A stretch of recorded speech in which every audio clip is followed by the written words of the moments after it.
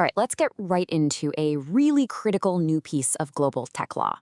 Now, this analysis was conducted under the scientific supervision of Professor Vihar Kiskinov, and it explores a crucial question at the very heart of the new EU AI Act.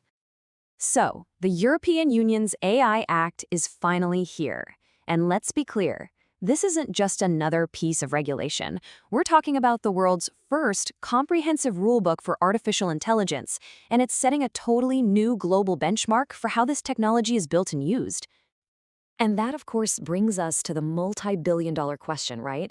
For the small and medium-sized enterprises, the startups, the ones who are really the engines of innovation, is a complex law like this just another wall for them to run into, or could it actually open a door?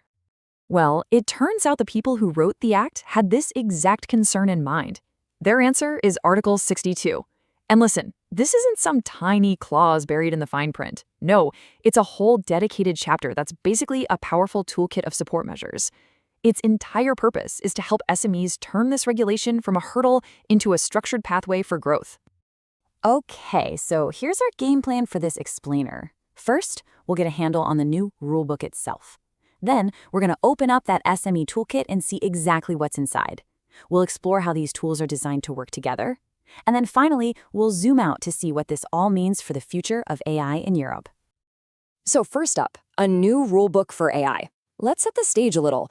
Why was a dedicated support system like Article 62 considered so absolutely essential for the health of Europe's entire AI ecosystem? What's really fascinating is how this part of the law evolved.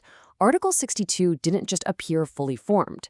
It started back in 2021 with a tight focus just on small-scale providers. But you can see this deliberate expansion over the next 3 years, bringing in AI users, public authorities, and even giving SMEs a voice in creating the technical standards. It really shows a clear intention to build a truly comprehensive support system.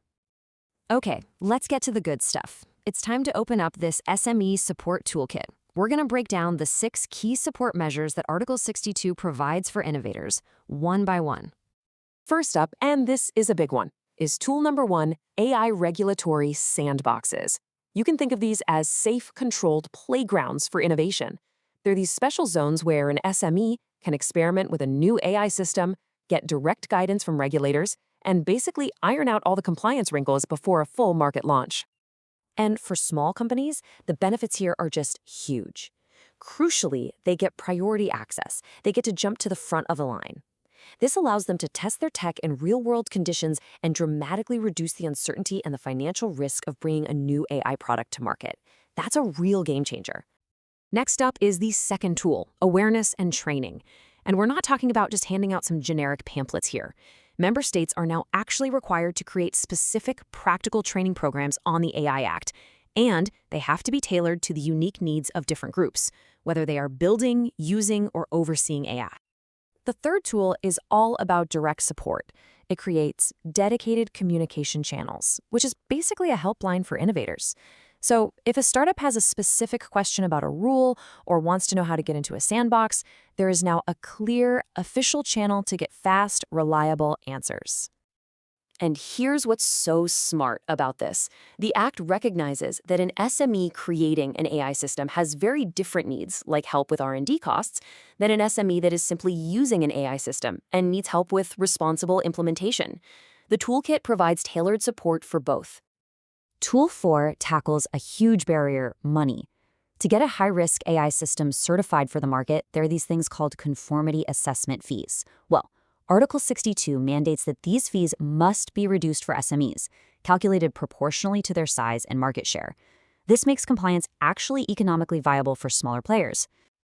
The fifth tool is about empowerment, giving SMEs a real voice in standardization. And this is huge.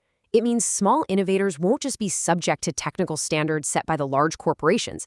They will actually get a seat at the table to help write the technical rulebook, ensuring the future of AI works for them too. And the final tool comes from the EU's new Central AI Office. It's tasked with providing practical resources that just simplify life for SMEs. Things like standardized document templates, a single, easy-to-use information website, and promoting fair access for small businesses to public contracts. So we have these 6 distinct tools. But their real power isn't in isolation. It's in how they connect and reinforce one another. They create what this analysis calls a virtuous cycle of innovation and compliance. Let's just trace an imaginary startup's journey. They start by experimenting in a sandbox. As they build, they attend tailored training to understand the rules. If they hit a snag, they use that direct communication channel to get answers. And when they're ready to launch, they use the templates and benefit from those fair fees. Each tool logically leads to the next, systematically de-risking the entire process, from idea to market. This quote from the analysis really sums it up perfectly. It says, "This holistic approach creates a more predictable and supportive environment. It transforms the AI Act from a perceived regulatory hurdle into a structured pathway for bringing responsible innovation to market." That's it, right there. This isn't just a random collection of support measures. It's a strategy to turn a complex law into a clear runway for innovation. So let's end by looking at the big picture. Beyond helping individual companies, why does empowering SMEs in this way matter so much for the future of AI in Europe? Well, the strategic impact here is really threefold. First, by supporting SMEs, you foster a more diverse and competitive market. That's a huge win. Second, you de-risk investment, making it easier for innovative startups to get funding. And finally, all of this works together to build greater public trust in AI, because the market is being filled with responsible, compliant AI systems.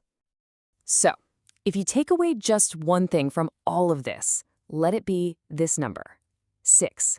6 interconnected tools, all designed to create one comprehensive support system for Europe's AI innovators. And this all serves one clear, ambitious goal. By fostering a critical mass of innovative SMEs, the EU aims to do more than just regulate AI. It aims to build a world-leading ecosystem for trustworthy AI, powered by a diverse and dynamic base of creators. Which leaves us with a final, crucial question for the future. We've seen the plan, the tools, and the strategy.